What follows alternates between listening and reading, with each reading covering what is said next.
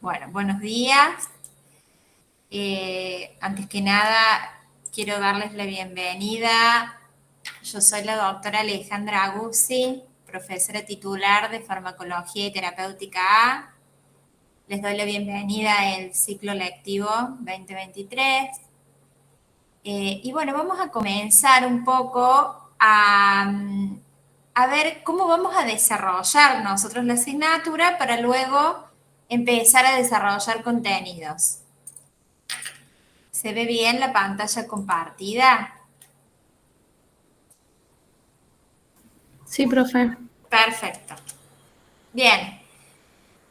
Nosotros en la cátedra, bueno, yo soy la profesora titular, tenemos una profesora adjunta, la doctora Catalina Francia, y 5 profesoras asistentes.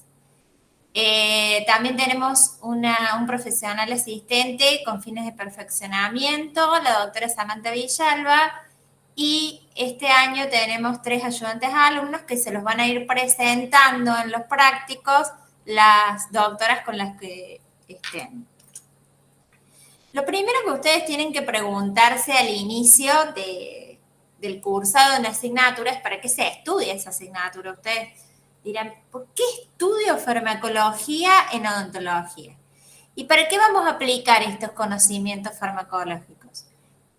Para diagnosticar enfermedades, para utilizar fármacos en pruebas funcionales, para la prevención de enfermedades, para el tratamiento radical de enfermedades y para aliviar sintomáticamente. Por ejemplo, cuando nosotros utilizamos un analgésico, en realidad no estamos curando, sino que estamos aliviando el dolor. O sea, estamos aliviando un síntoma. Bien, nosotros para el desarrollo de los contenidos de farmacología es una de las materias más largas de la carrera. Tiene 28 subunidades o bolillas que ustedes pueden encontrar en el aula virtual. Si están acá conectados teóricos porque ya se automatricularon, ¿verdad? Bueno, en el aula virtual ustedes van a encontrar todo tipo de comunicación que nosotros queremos tener con ustedes. Entonces es fundamental que entren por lo menos una vez a la semana antes del práctico, ¿verdad? Estas 28 bolillas de las que les hablaba, fíjense, descárguenlas del aula virtual porque este año hay algunas modificaciones mínimas en el programa, pero es diferente a los años anteriores. Entonces, por favor, descárguenlo. Bien, de estas 28 subunidades, nosotros para desarrollar las actividades teórico-prácticas las dividimos en 4 unidades temáticas.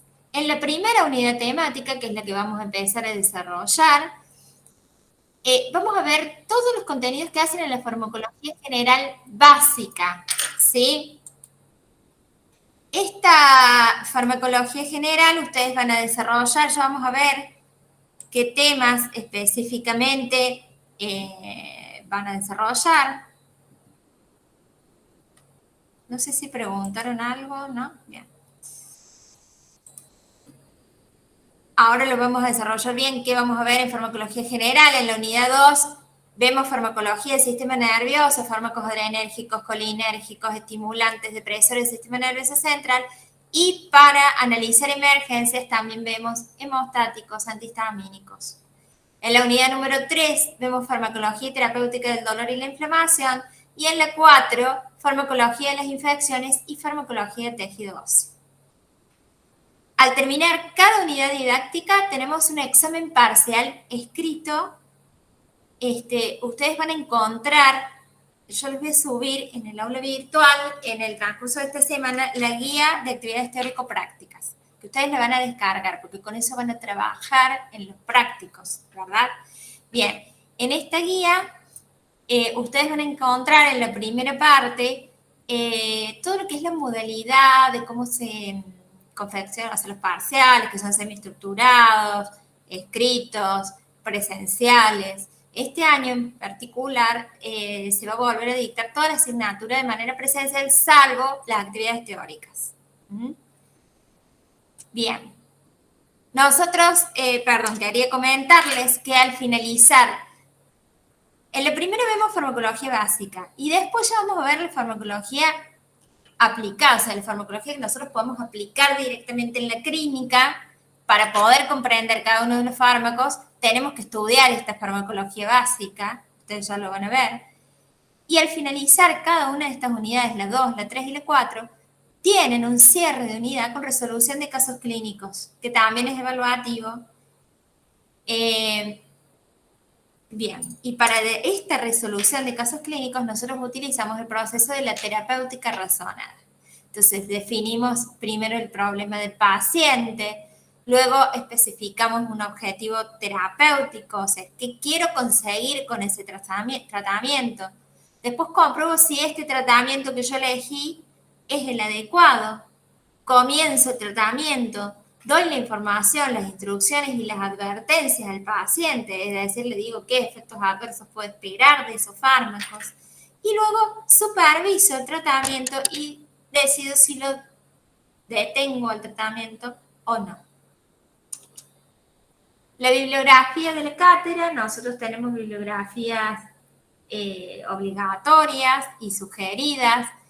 Siempre nos basamos en Goodman y Shillman, en las últimas ediciones, en el libro de Velázquez de Farmacología Básica y Clínica, también las últimas ediciones, y tenemos un manual que realizamos con la doctora Virga, que es la titular de la Cátedra de Farmacología y Terapéutica B, del cual también pueden estudiar. Bien, les decía al inicio, ¿cómo vamos a desarrollar esta unidad de farmacología general?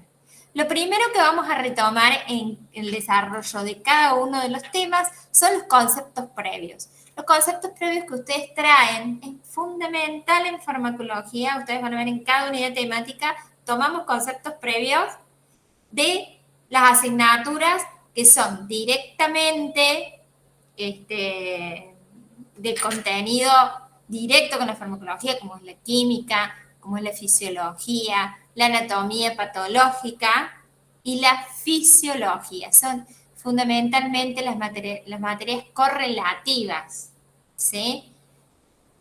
Y de ellos tomamos estos conceptos previos para empezar a desarrollar la farmacocinética, farmacodinamia, la posología, farmacografía, farmacognosia, toxicología, farmacovigilancia. ¿Para qué? ¿Para qué estudiamos todo esto? Para poder transferir posteriormente estos conocimientos básicos para la formación profesional. En este caso vamos a transferir estos conocimientos básicos para el desarrollo de las próximas unidades temáticas y vamos a reconstruir este conocimiento previo que traíamos. Bien, ¿vamos bien hasta acá? Sí, profe. Bien, los teóricos van a ser grabados y subidos en el aula virtual, ¿sí? Ustedes van a encontrar el link de la grabación en el aula virtual, así que van a poder acceder a los teóricos. Lo ideal, como son clases en las cuales uno puede sacarse dudas, es que ustedes se conecten, por eso los damos sincrónicos, si no directamente los pondríamos grabados.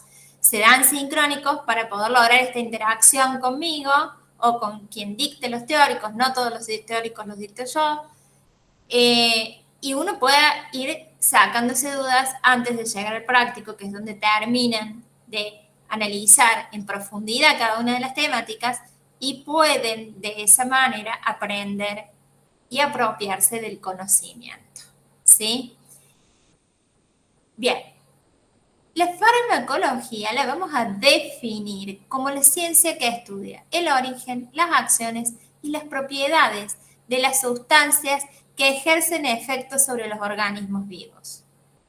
¿De dónde viene etimológicamente esta palabra farmacología? De fármacon, que significa medicamento, principio activo, y logos, tratado.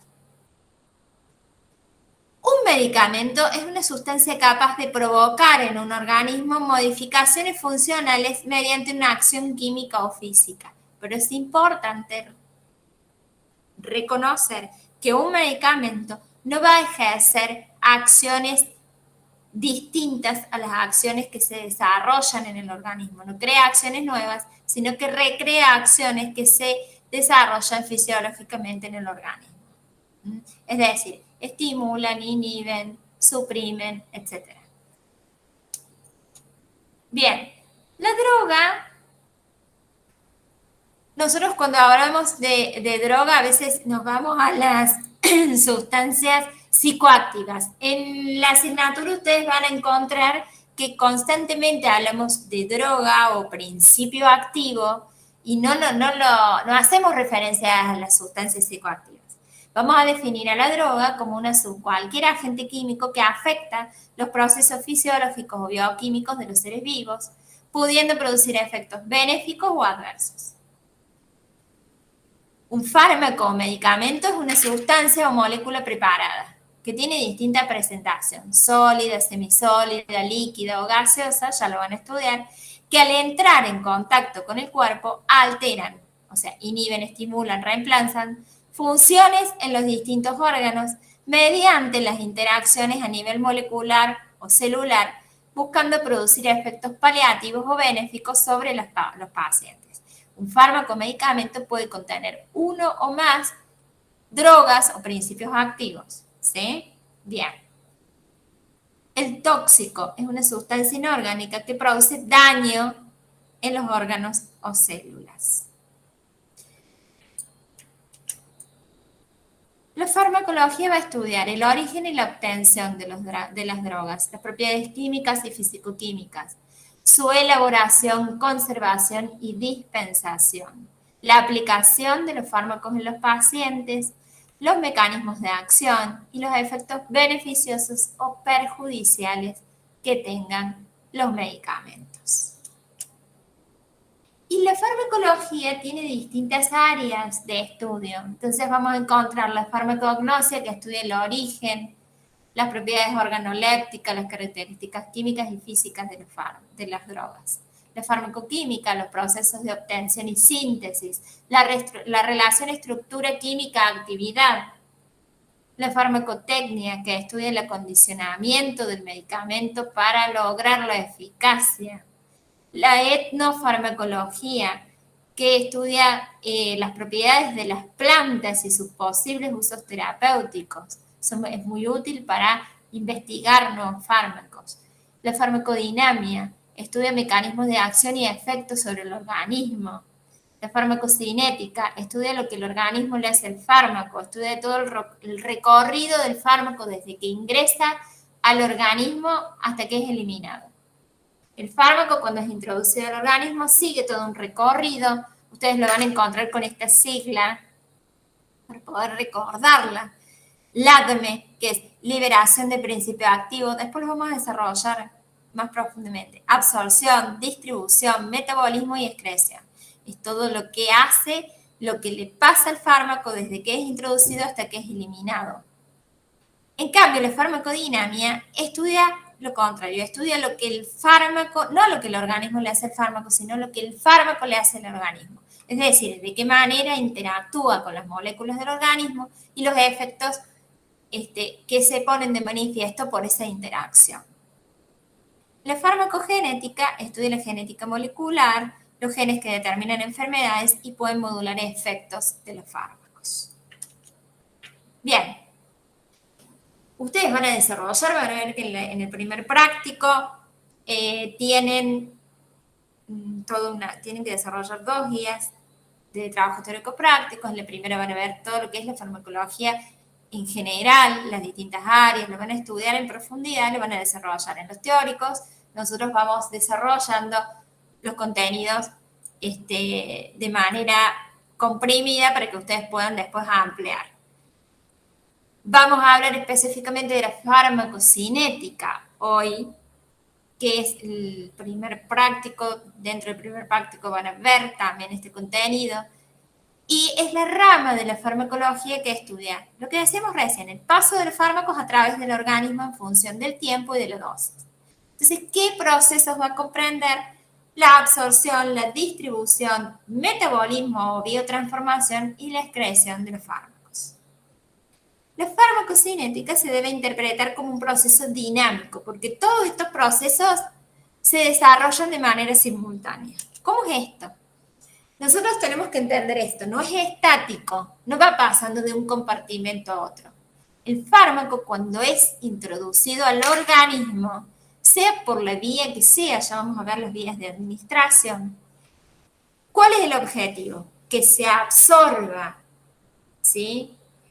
Al absorberse, nosotros entendemos por absorción la llegada del fármaco a la sangre. Una vez que el fármaco entra en la sangre, ustedes visualicen, entra en circulación y no es que queda estático, no. Vamos a tener un fármaco que va a quedar libre y que va a poder, a través de distintos, ustedes lo van a recordar también, el pasaje de los fármacos a través de las membranas, que ya lo estudiaron, por estos mecanismos, este fármaco libre va a ir a los receptores a cumplir la acción, a sitios de almacenamiento, por ejemplo, los fármacos que tengan afinidad con tejido adiposo o que tengan afinidad con tejido óseo. Este mismo fármaco parte se va a unir a proteínas plasmáticas, ¿sí? Y esta unión a proteínas va a ser un proceso bidireccional. ¿Por qué? Porque el fármaco unido a proteínas va liberándose para poder ir cumpliendo su acción en los receptores.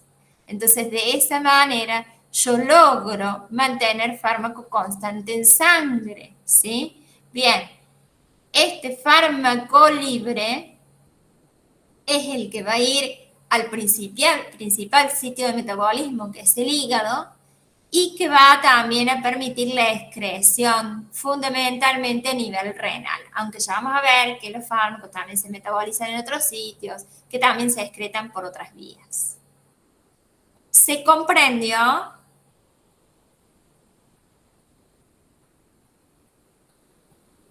Sí, profe. Sí, profe. Perfecto. Bien. Decíamos, lo primero que tenemos que hacer es introducir el fármaco en el organismo. Entonces vamos a tener distintas vías de administración de los fármacos y vamos a tener condicionantes que nos van a guiar en seleccionar una vía determinada. Entonces va a depender del tipo de acción que deseo, de las circunstancias de administración y obviamente de la forma farmacéutica. ¿Qué es la forma farmacéutica? Es la forma en la que el medicamento se presenta, se prepara para presentarse y para introducirse en el organismo. Entonces vamos a tener distintas formas farmacéuticas que también las van a desarrollar, que yo les voy a subir, no un teórico, pero sí un PowerPoint de formas farmacéuticas, donde ustedes van a ver que para elegir esta forma farmacéutica tengo que tener en cuenta la situación fisiológica del paciente, la edad. ¿Por qué? Porque obviamente yo en un niño, por ejemplo, no voy a elegir una forma farmacéutica sólida como un comprimido, sino que voy a elegir una forma farmacéutica líquida como un jarabe. Luego también de los efectos esperados y de las propiedades físico-químicas del fármaco. Todo eso me va guiando en elegir la forma farmacéutica adecuada, que también me va a condicionar la vía de administración que yo elija, ¿sí? Bien, ¿cuáles son las vías de administración? Nosotros las clasificamos en enterales, que son las que usan las vías naturales del organismo, como la vía oral o bucal, la vía sublingual, la vía rectal. Y las parenterales, que son con extracción del epitelio, necesita un aditamento especial para colocar, que son la vía intravenosa, intramuscular, subcutánea, intraarticular. Y luego tenemos las vías tópicas o locales, que vamos a tener la dérmica, la que se aplica sobre piel, y la mucosa, la que se aplica en mucosa de cavidad oral, que es el ámbito de estudio nuestro. Bien, perdón. La vía oral constituye una de las vías más utilizadas. Nosotros es una de las vías que más elegimos. ¿Por qué? Porque es cómoda, porque se puede utilizar en pacientes sin problemas. Solo tenemos algunos inconvenientes, como por ejemplo que el paciente que no tolera la vía oral, que tiene vómitos, no lo puede utilizar. A veces el sabor desagradable de algunos fármacos, los fármacos que producen irritación gástrica local. Los fármacos que se administran por vía oral van a tener, ustedes lo van a estudiar, distintas formas farmacéuticas, sólidas, comprimidos, cápsulas, formas líquidas, jarabes, suspensiones, etc. La vía oral ustedes van a estudiar también que tiene un tiempo de absorción, o sea, un tiempo de llegada a sangre aproximado de 45 minutos, una hora. Entonces tienen que tener en cuenta esto si ustedes quieren un efecto rápido. A lo mejor la vía oral no es la indicada para elegir en ese caso. Luego la vía sublingual, la mucosa sublingual está muy vascularizada, entonces tiene rápida absorción. En segundos pasa a circulación cuando yo quiero que un medicamento actúe rápidamente. El problema que tenemos es que no todos los medicamentos se pueden administrar por vía sublingual, si no sería muy simple. No todos se absorben en esa vía. Entonces tenemos algunos fármacos que sí pueden absorberse por esta vía. Y la vía rectal, ¿no? Muy utilizada en odontología, se utiliza mucho en niños, sobre todo cuando tienen intolerancia por vía oral, y presenta la dificultad de que, bueno, es una vía incómoda, pero también tiene una absorción más rápida que la vía oral. Y luego tenemos la administración parenteral, que vamos a tener cuando es colocado intravascular, es decir, directamente un vaso sanguíneo, por ejemplo, la intravenosa, o la intramuscular, subcutánea, intraarticular, que lo colocamos por vía extravascular, fuera de un vaso. Cuando nosotros utilizamos la vía intravascular, endovenosa o intravenosa, colocamos directamente el fármaco en sangre, entonces decimos que no tenemos tiempo de absorción, actúa directo. Es la vía de elección en emergencias, cuando yo necesito rápidamente actuar. En odontología no es tan usada, a pesar de que nosotros cuando veamos nosotros en la unidad siguiente, vemos emergencias. ¿Por qué no es tan usada? Porque no aprendemos a utilizarla y porque no la usamos tanto.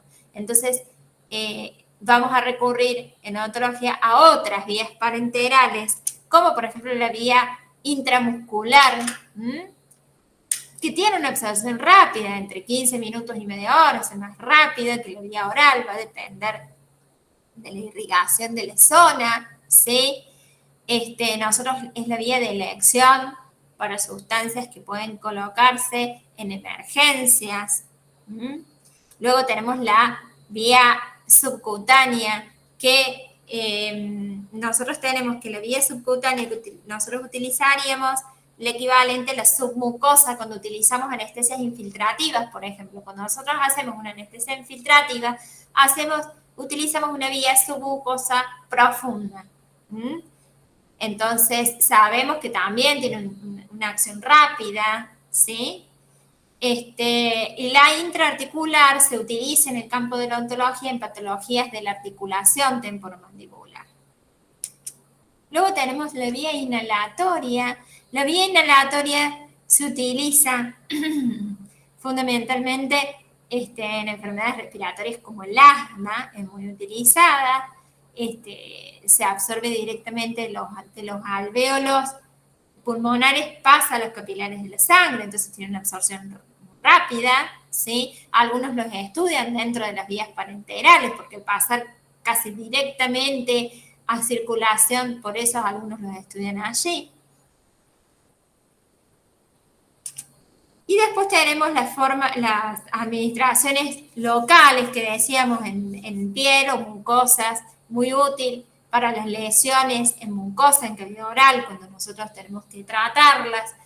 Aquellos medicamentos que permiten aplicación tópica, los utilizamos. También utilizamos, por ejemplo, en anestesia local. Nosotros, previo a la punción de la anestesia local, utilizamos un anestésico de superficie o tópico. Bien, ¿estamos bien hasta acá? Sí, profe. Bien, ustedes díganme si voy muy rápido, si quieren consultar algo.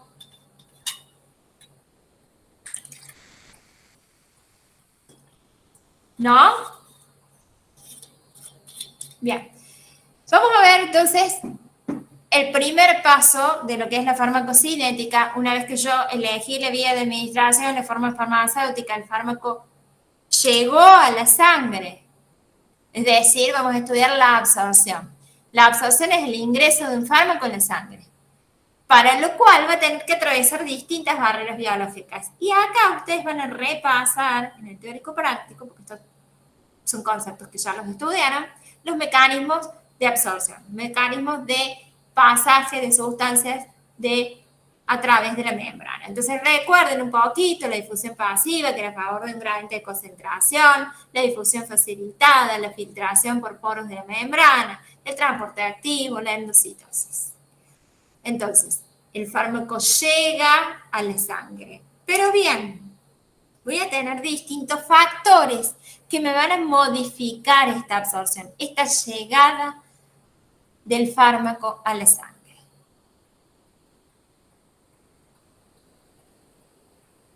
Y entonces el primer factor es la solubilidad. Es más rápida la absorción cuando está en solución acuosa, menor en oleosa y menor aún en forma sólida. ¿Sí? La cinética de disolución de la forma farmacéutica del medicamento.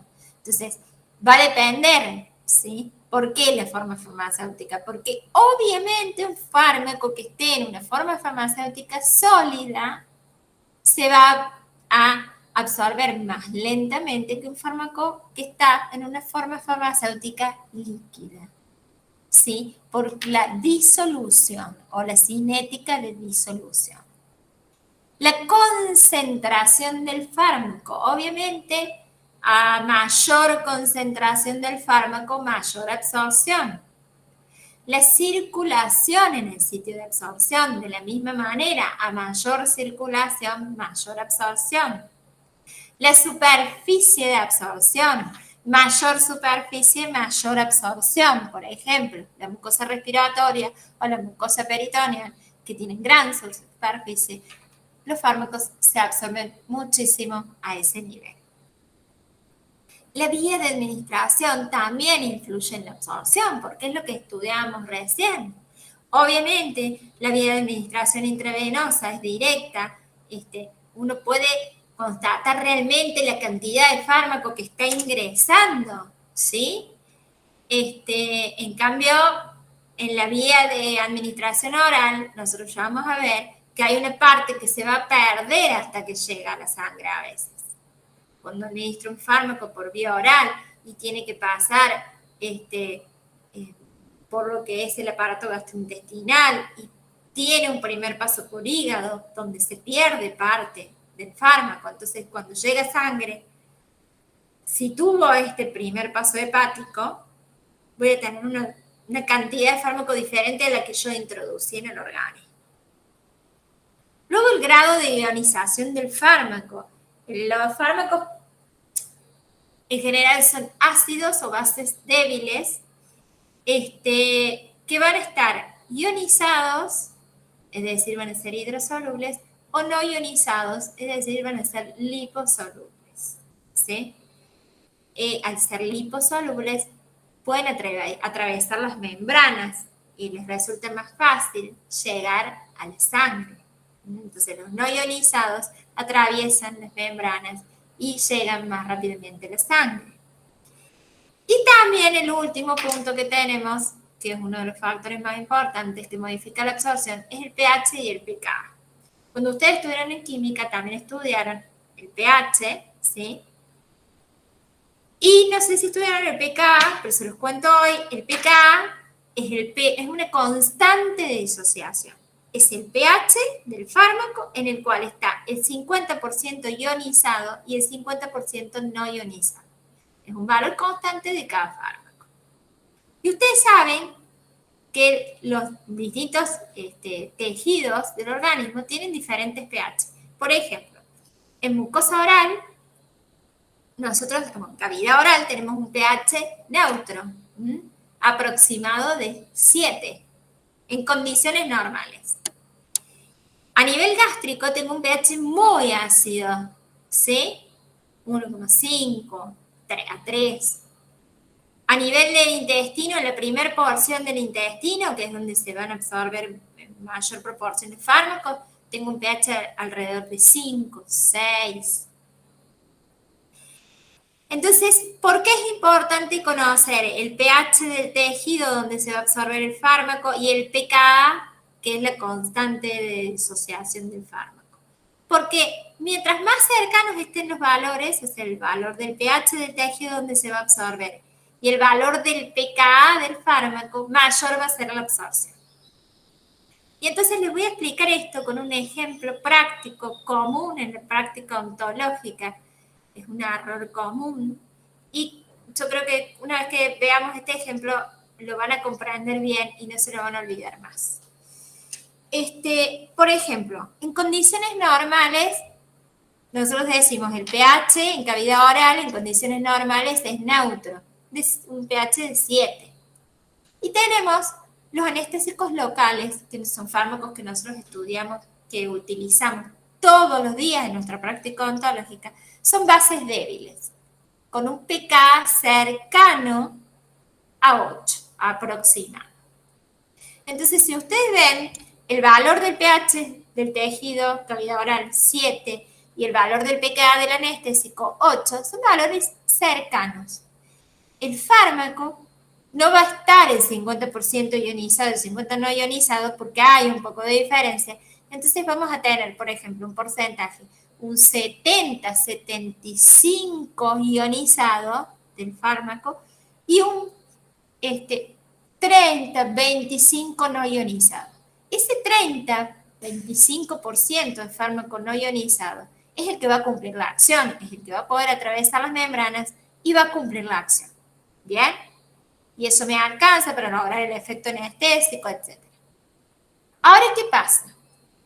Cuando las condiciones normales se ven alteradas, por ejemplo, cuando hay inflamación, ¿el pH qué le pasa?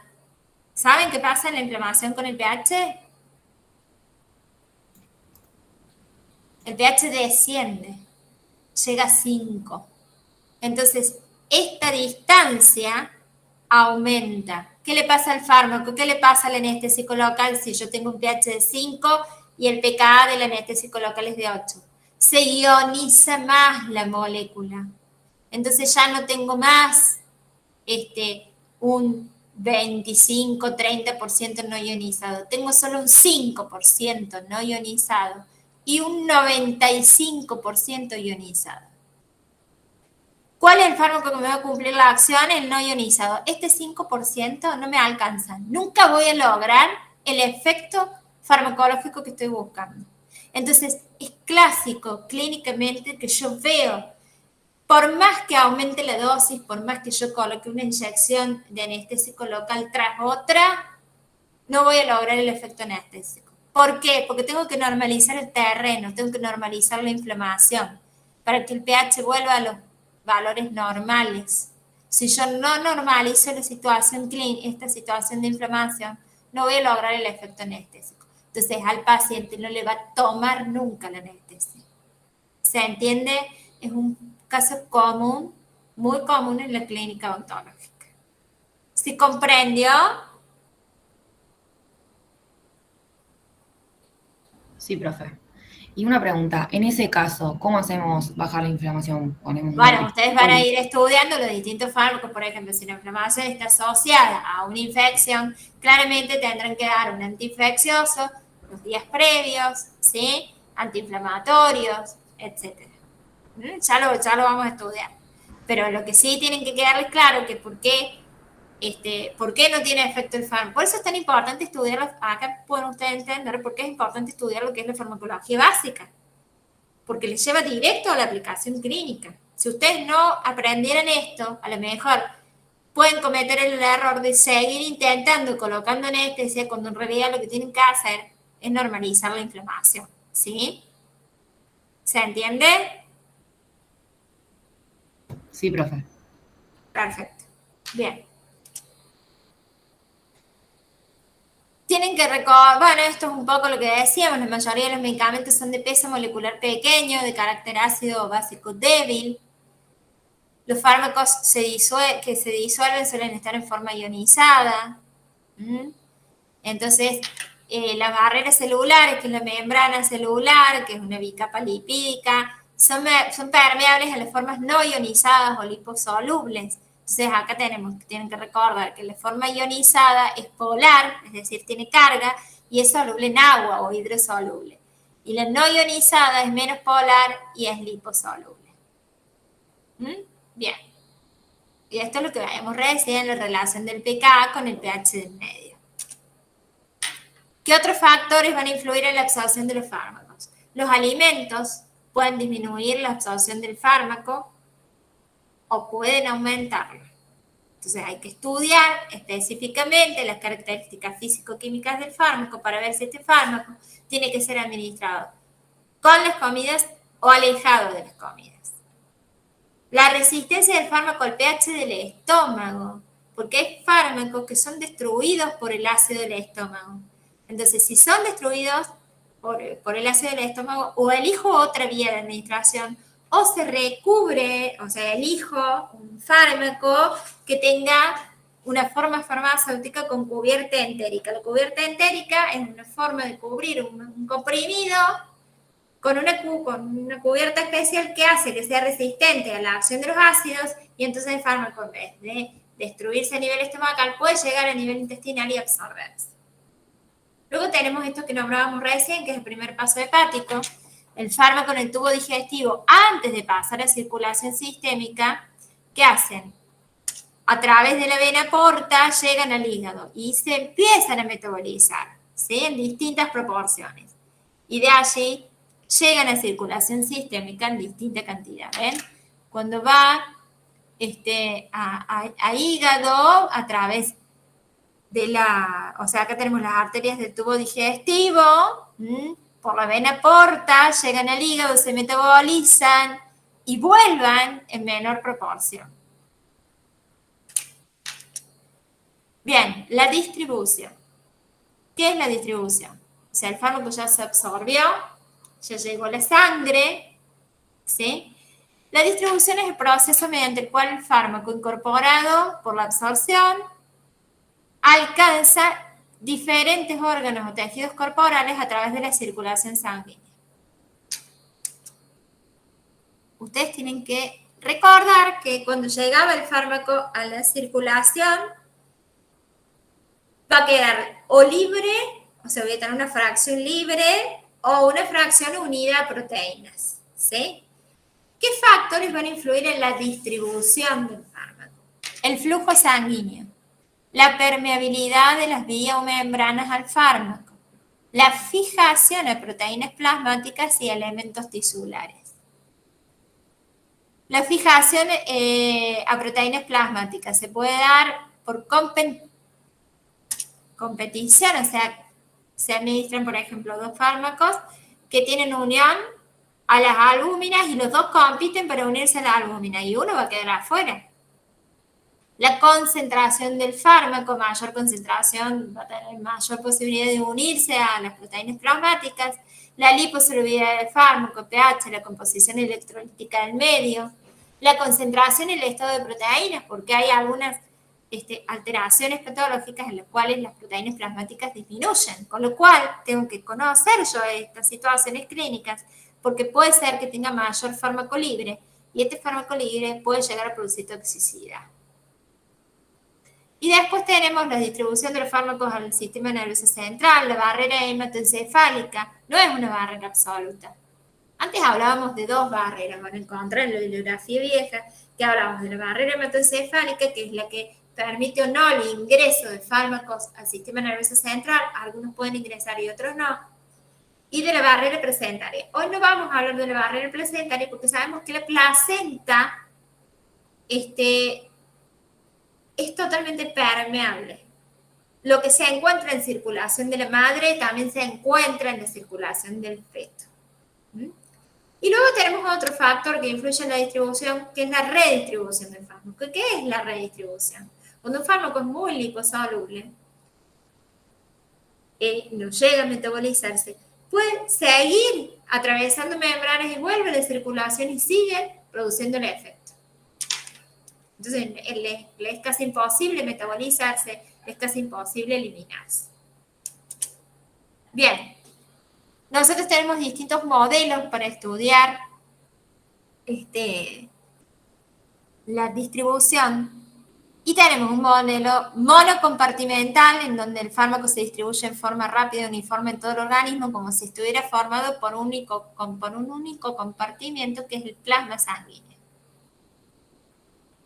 Donde yo voy a poder estudiar un volumen de distribución aparente, no es el real. ¿Por qué? Ya vamos a ver por qué. Tengo otro modelo de estudio que es el bicompartimental, que va a estudiar la concentración del fármaco, o va a tener en cuenta la concentración del fármaco en el plasma y en el tejido extracelular. Pero sigo con un volumen aparente de distribución. Porque el modelo real es el tricompartimental, que tiene en cuenta el fármaco a nivel plasmático, a nivel de líquido extracelular y a nivel de líquido intracelular. Entonces, si yo tengo en cuenta este modelo tricompartimental, puedo tener en cuenta el volumen real de distribución. Pero ¿qué pasa? En la práctica no se puede llevar a cabo porque es casi imposible medir el líquido, o sea, en qué forma se encuentra el fármaco en el líquido intracelular. De la misma manera que es casi muy difícil poder contemplar la manera en que se encuentra el fármaco en el líquido extracelular. Entonces nosotros tomamos el modelo monocompartimental porque lo que se logra es ver la concentración plasmática del fármaco. Se toma una muestra de sangre y se mide la concentración plasmática del sangre. Entonces, por eso decimos que nosotros lo que estudiamos es un volumen aparente de distribución. Es un parámetro farmacocinético que va a relacionar la dosis administrada con la concentración plasmática resultante. Y se considera al organismo como un único compartimento homogéneo en el que se distribuye el fármaco. Por eso, porque es lo que explicábamos recién, se tiene en cuenta solo el plasma o la concentración plasmática. ¿Sí? Bien. Otro parámetro que tenemos que tener claro es la vida media plasmática. Si yo hablo de vida, sé que voy a poder definirlo como el tiempo necesario para eliminar medio el 50% de fármaco administrado del organismo. Y también puede definirse como el tiempo que tarda la concentración plasmática en reducirse a la mitad de lo que fue administrado. ¿Para qué es importante conocer la vida media de un fármaco? Para poder lograr efectos en el tiempo o el mantenimiento del efecto. Porque yo tengo en cuenta la vida media para hacer los distintos intervalos interdosis, para saber cada cuánto tengo que administrar el medicamento y lograr concentraciones plasmáticas constantes para poder mantener el efecto en el tiempo. ¿Se entiende?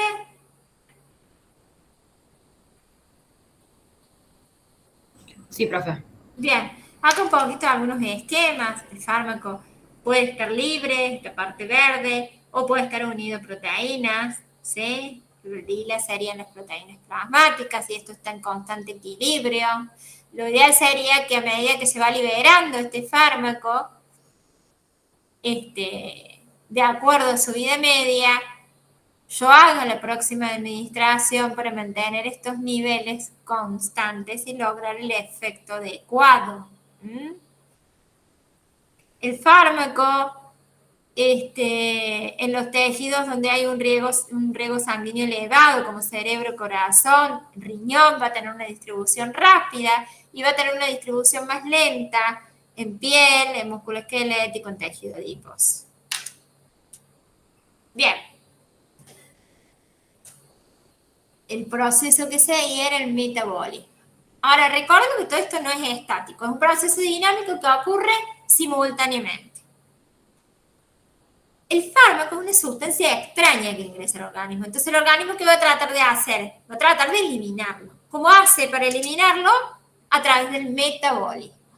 El metabolismo o biotransformación de los fármacos es la modificación de sus moléculas. ¿Cómo hace para modificar las moléculas? A través de enzimas. Entonces, vamos a decir que es la conversión bioquímica enzimática de un fármaco en otra forma química que recibe el nombre de metabolito. Y entonces vamos a tener 4 situaciones que pueden producirse.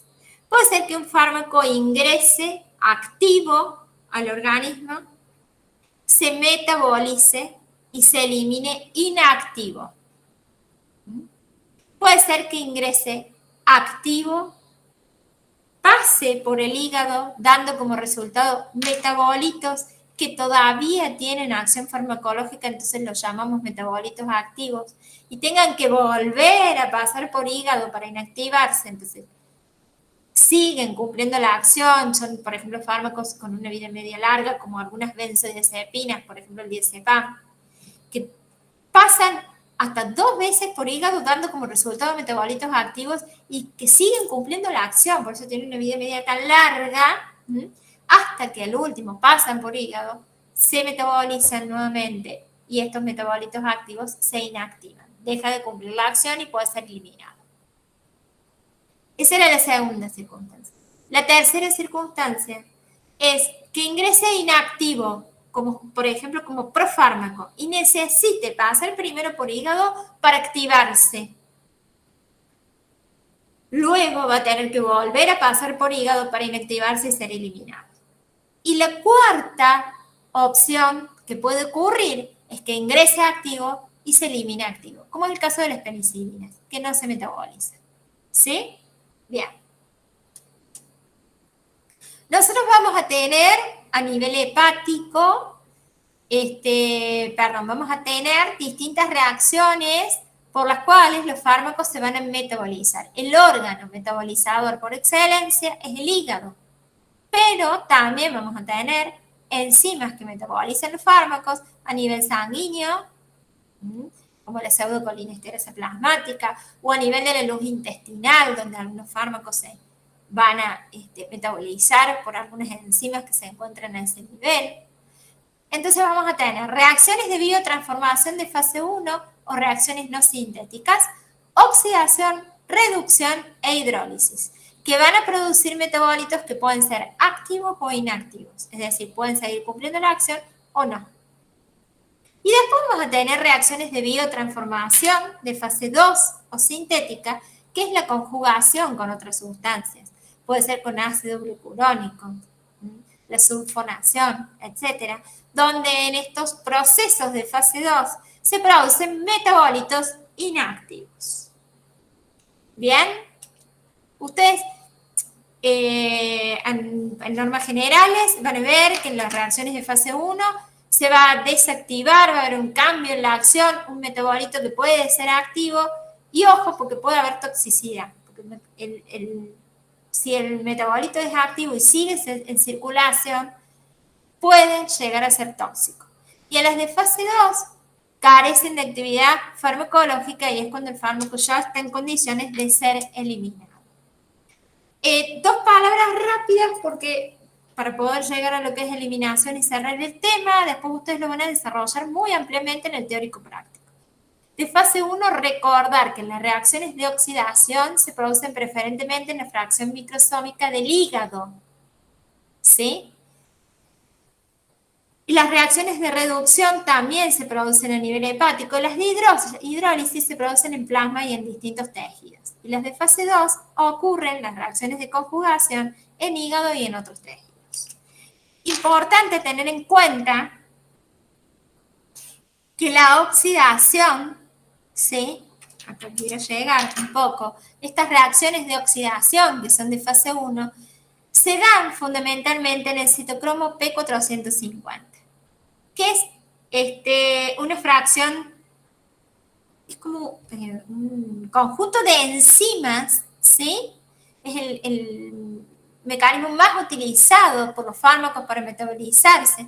Es una serie de reacciones oxidativas que la mayoría de los fármacos se van a metabolizar a ese nivel, ¿sí? Bien.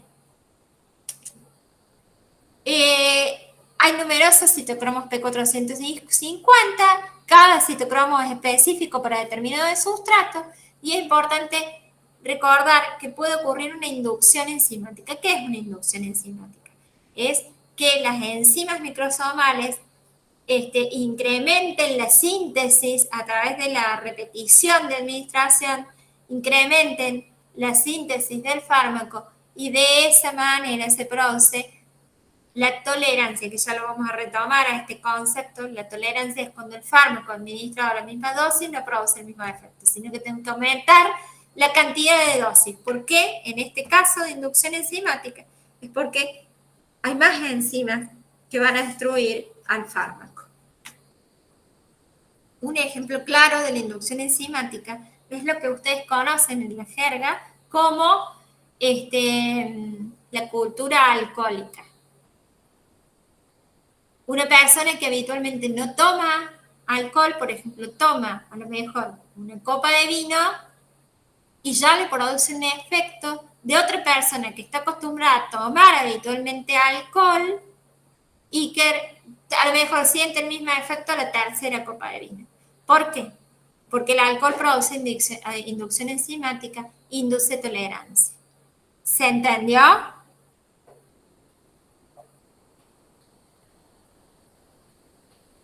Sí, profe. Bien.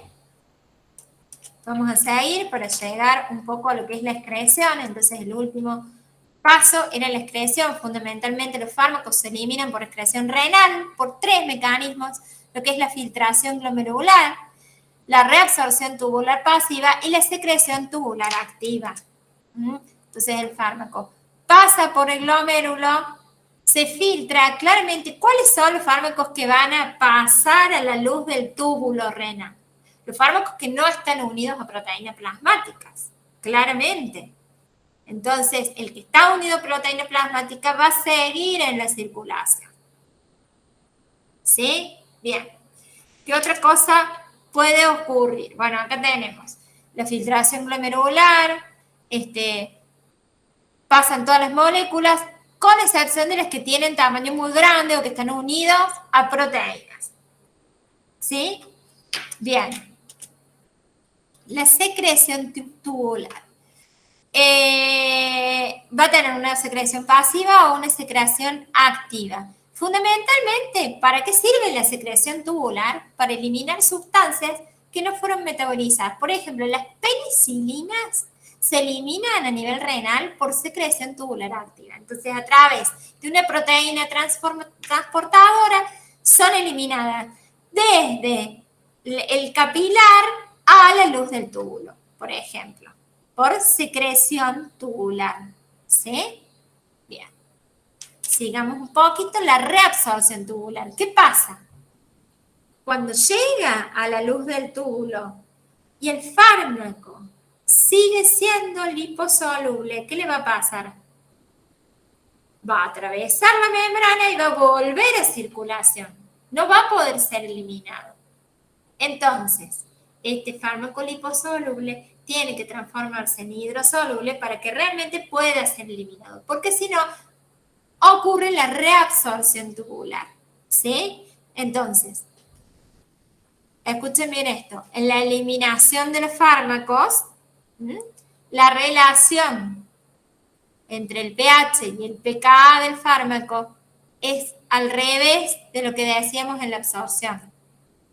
Mientras más distantes están los valores del pH, recuerden, la orina tiene un pH ácido de 5, entonces mientras más distantes están los valores, ¿qué pasa? Mayor es la eliminación. Porque si estos valores se acercan, el fármaco se reabsorbe. ¿Sí? Entonces, por ejemplo, tenemos el ejemplo clásico de que en intoxicación con ácido acetil salicílico, los valores están cercanos y se sigue reabsorbiendo, se alcaliniza la orina para aumentar la eliminación. ¿Sí? ¿Quedó claro? Sí, profe. Bien. Pero también saber que hay otras vías de eliminación como la biliar, la fecal, la pulmonar, los que son introducidos por vía inhalatoria en general se excretan por la misma vía, ¿no? La excreción láctea por leche materna, tener en cuenta que hay fármacos que se eliminan por leche materna, con lo cual si yo atiendo a una mujer que está en periodo de lactancia, tengo que advertirle que el fármaco que le estoy administrando puede llegar al niño, entonces tiene que tomar ciertos recaudos. Otras vías de excreción de importancia, por ejemplo, la saliva. Hay fármacos que se eliminan por vía salival que son importantes a tener en cuenta en la odontología porque yo logro una acción local del fármaco. También fármacos que se eliminan por sudor, lágrimas, piel y pelos. Bien. ¿Alguna pregunta?